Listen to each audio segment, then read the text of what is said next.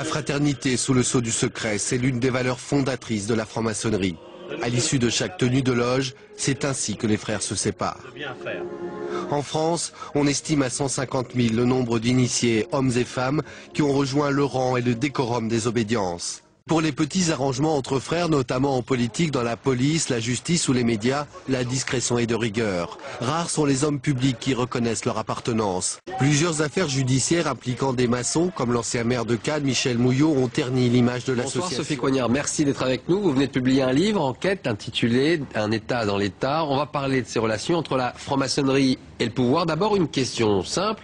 Est-ce que l'on retrouve autant de francs-maçons à droite qu'à gauche ? Bonsoir. Oui, il y a aujourd'hui autant de francs-maçons à droite qu'à gauche, même s'ils le cachent peut-être un peu plus. Est-ce que ce culte du secret il est toujours aujourd'hui aussi fort ? Il est plus fort que jamais, en effet.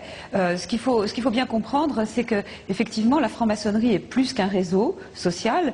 C'est vraiment un État dans l'État, c'est-à-dire que les francs-maçons sont très présents dans certains fiefs publics, comme des grandes entreprises, disons EDF ou Air France, et aussi, comme le disait très bien votre reportage, dans des ministères, comme par exemple le ministère de l'Intérieur ou le ministère de la Justice. Et évidemment, ces fiefs sont tenus d'autant plus facilement que chaque franc-maçon, le jour de son initiation, prononce un double serment de secret et de solidarité.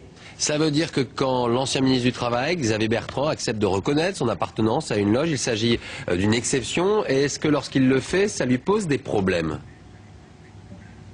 Alors, effectivement, il est très rare de faire comme Xavier Bertrand qui a assumé son appartenance, et je pense que c'était une très bonne chose. Et d'ailleurs, il a montré par son parcours ensuite que le fait d'assumer ne nuit pas à la carrière, puisqu'il poursuit une très belle carrière politique. Et ça devrait être effectivement, de mon point de vue, un exemple pour beaucoup d'autres francs-maçons influents et en position de pouvoir. Mais est-ce que révéler le fait qu'un homme politique est membre de la franc-maçonnerie, c'est une sorte d'outing maçonnique, cela relève de la vie privée ou pas? Est-ce que finalement c'est condamnable en France?